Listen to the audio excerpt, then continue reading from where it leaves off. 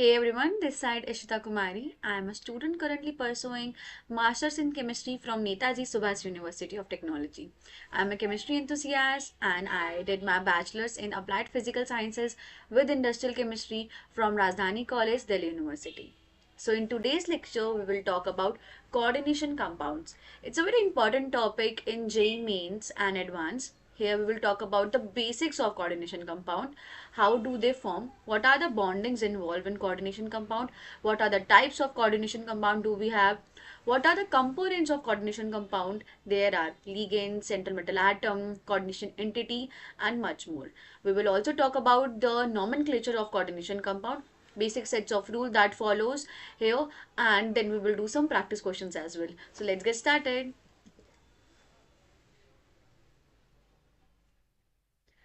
So the first thing we will study today is coordination compound. Coordination compound follows what kind of bonding? Do they follow ionic bonding or they follow covalent bonding? So let's quickly revise what is ionic bonding and covalent bonding. In ionic bonding, we have seen donation of electron. And in covalent bonding, we have seen sharing of electron. In donation of electron, one atom donates the electron to the another atom. Usually cations donate the electron to the anion. Let's take an example of NaCl, where Na donates the electron to the chlorine atom and form NaCl. We have studied about it in previous classes. In covalent bonding, we see sharing of electron. Let's take an example of O2 molecule. O2 shares two pair of electrons with another O2 molecule and forms a covalent bonding. O double bond O. And that's how covalent bond forms, by sharing of electron, and ionic bonds form by donation of electron. But in coordination compound, we strictly follows coordinate bonding. Now what are coordinate bonding? Coordinate bonding is a type of bonding in which we have Lewis acid and Lewis base. Lewis acid is electron deficient and Lewis bases are electron rich. Lewis bases are usually the ligands which donates the electron, or we can say shares the electron with the central metal atom, and it does follow some part of covalent bond as by sharing the electron, but only the ligand will share the electron, and here the central metal atom only accepts the electron. So this is the type of bonding in which sharing of electron from the one element to the another take place, and this is how we study the coordinate bonding. Let's take an example. NH3 has one lone pair which it donates or shares with BF3 molecule and forms a covalent bonding. So coordinate bonding. So the components of coordinate compounds are: first, coordination number. Coordination number is the number of sigma bonds through which the ligands are attached to the coordination center, that is counted as the coordination number. Let's take an example of NiCN4 plus 2 molecule. In this complex, we see Ni is attached with 4 CN. So that's how the coordination number will be 4. If we look into its structure, it follows square planar structure, and it is attached with 4 CN. That's why the coordination number is 4. Coordination sphere. All the coordination complexes are in a square bracket sphere. These square brackets represent the complexes. Just like in NiCN4, here we have the square brackets. That's how we present the coordination sphere. It can be a cationic sphere, it can be an anionic sphere, and it can also be a neutral sphere. We will see in our further slides. Oxidation number. To determine the oxidation number of a central atom, all of the electron pair donated by the ligand must be removed from the atom. Let's take an example to understand this. Here, let's assume PT, the oxidation number of PT is X, and the oxidation number of chlorine is 1, and we have 6 chlorine molecules, and we have -2 charge on the coordination sphere. If we calculate this, we get 4. So the oxidation number of PT is +4 in this complex. Let's take another example. Here, zinc is attached with 6 H2O molecule with a coordination sphere of +3.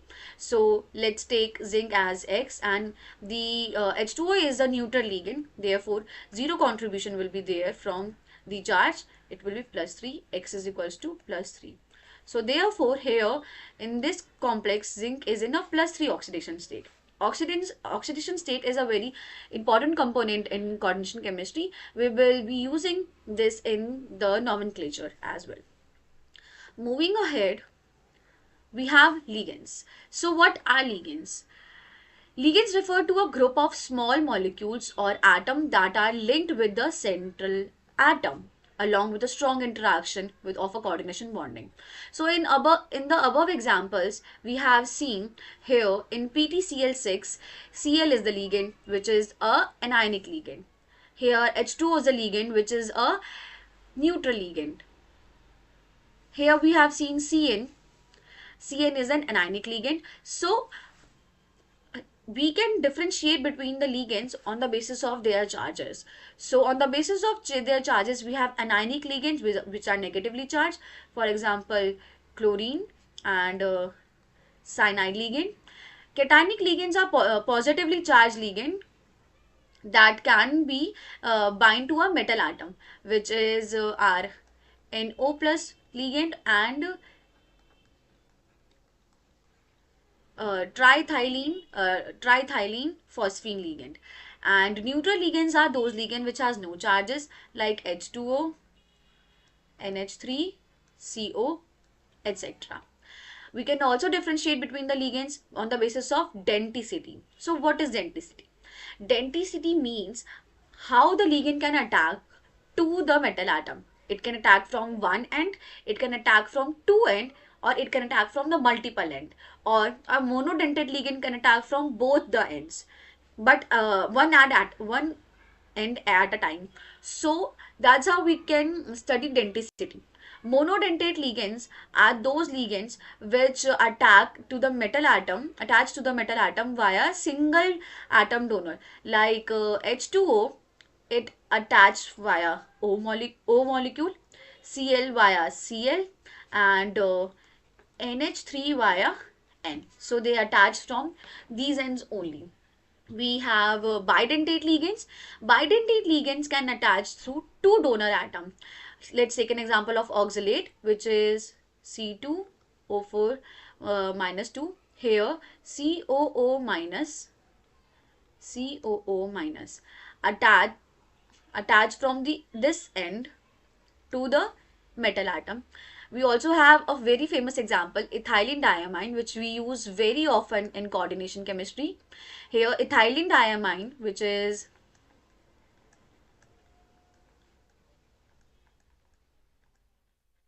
attacks from these two ends, and it is a bidentate ligand. Then we have ambidentate ligand.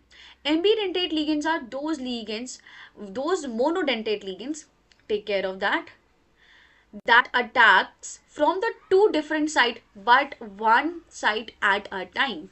For example, we have our cyanide ligand, which attacks from the N side, and it can also attack from the C side.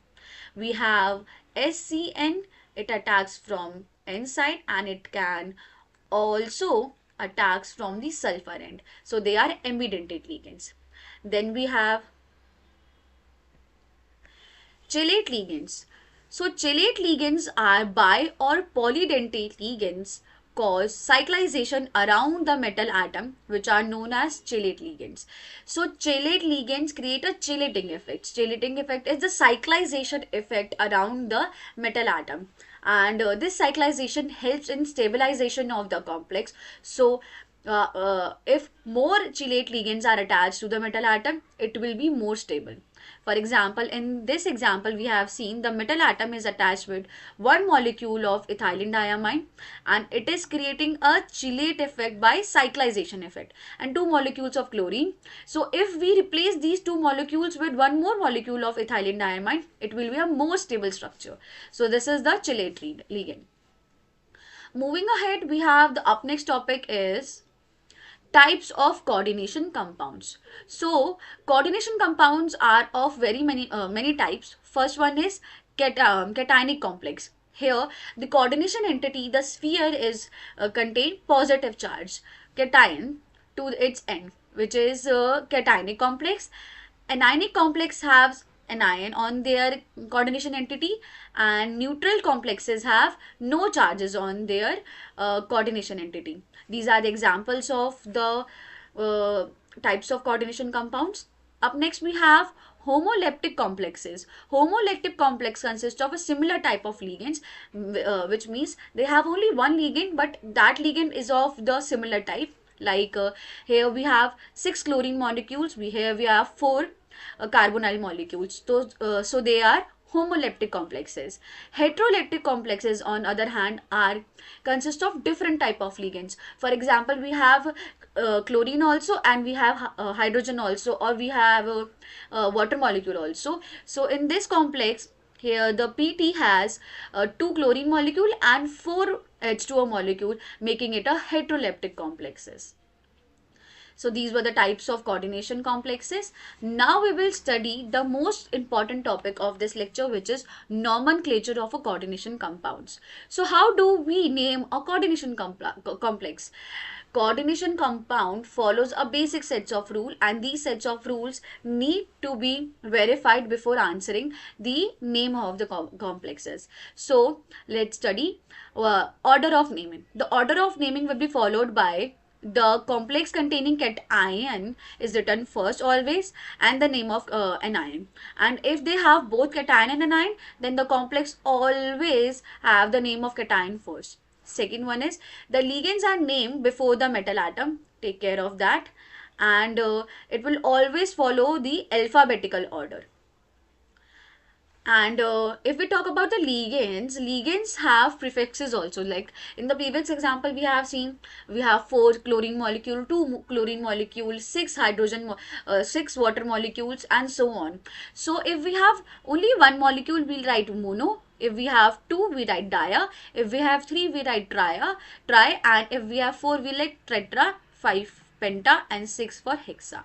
And if we already have di or tri in the ligand name, or we have a polydentate ligand like ethylene diamine, we use bis, tris, and tetrakis. Bis is for 2, tris is for 3, tetrakis is for 4, and etc. so on. So the naming of the ligand, the neutral ligands have a specific names like amine. Here the amine with 2m. Take care of that the spelling of the ligands are important in writing the IUPAC name. So amine, here we use 2m amine. For H2O molecule we use aqua. For carbonyl molecule we use carbonyl. And anhydride ligands typically ends with O, like chloro, bromo, etc. Cyano. And metal name and oxidation state. The name of the metal follows the ligand. If the complex ion is an anion, the metal will end with 8 always. So take care of that if the metal atom has a negative charge on it, so it will end with 8, like ferrate, zincate, chromiate, and so on. And if the oxidation state of the metal is indicated in the Roman numerals, so we have talked about the oxidation state of the metal, so here we will use the oxidation state as well. And if the metal has oxidation state of 2, we will write it like this. If it has +3, we will write it like this, and so on. And the complexes on the charges. The overall charge on the coordination compound should be considered when naming. So we will take care of anionic charge, we will take care of cationic charge, and we will also take care of the neutral charge. And for the neutral complexes, the simply the state the name without any change in the indication. And this is a very important table where we have anionic ligands with their name, we have cationic ligands with their name, and we have neutral ligands with their name. So memorize this table while we do the question as well. So moving ahead, now we will do some practice questions to understand the IUPAC name. So what is the IUPAC name of this complex? FeCN6 minus 3. So first of all we will write the ligand name. Ligand is our cyanide, and when we have a negative anionic ligand we'll write it cyano, and we have 6, so we will write hexa cyano. H will be capital and everything will be in small letters.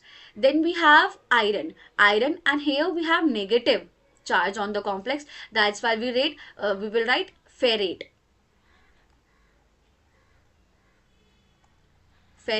And if we'll calculate the oxidation state, let's assume X as iron, and we have 1 of cyanide, 6 molecules minus 3. It will give us plus 3 oxidation state, which we write in Roman numerals, which is 3. So this is the name of the this complex, hexacyanoferrate 3. Moving ahead, we have oxidation compound NiCO4, which is a neutral compound. So here we have 4. So we will write tetra carbonyl, and we have nickel. We will not change the name of nickel. And the oxidation state here is 0 because carbonyl is a neutral ligand. So X plus 0 is equals to 0. So X is equals to 0. So this is the name of the compound, tetra carbonyl nickel 0. Moving ahead, we have a heteroleptic complex, which is PTNH3 twice Cl twice, and which is a neutral ligand as well. So here we have amine and chlorine. So amine has A, therefore we will write the name of amine first, which is diamine. D will be capital, M double M, diamine dichloro platinum. Platinum P will be small, and if we calculate the oxidation state, it's a neutral. So X plus 0 plus 1 minus 1 is equals to 0. So X will be of plus 2 oxidation state, which is this. Moving ahead, we have the name of the complex, which is this. Here we have a cation, and here it is an anion. So we will write the cation first, which is potassium, and then we will write the complex name with a space, which is it will give a minus 3. Therefore here we will write hexa cyano, then we will write ferrate, and the oxidation state will be 3. So this is the name of this complex. And let's also do a question on, if we have the name of the complex, how we will write the structure of the complex or the chemical composition. So we have tetra aqua. Tetra aqua means we have H2O molecule 4, and we have dichloro. So we have chlorine molecule 2, and then we have chromium. So it will be in front, and we have only 2 ligands, and then we have oxidation state of 3. So it will be of 0. So X plus 0 plus 2 is equals to, we need 3 oxidation state. So we must have, sorry, minus 1. Let me correct it.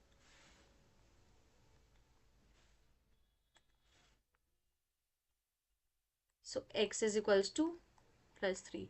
So for chromium to have a plus 3 oxidation state, we need to have plus 1 charge on the coordination entity, and this is our final name of the final structure of this tetra aqua dichlorochromium 3. So that's all from my end.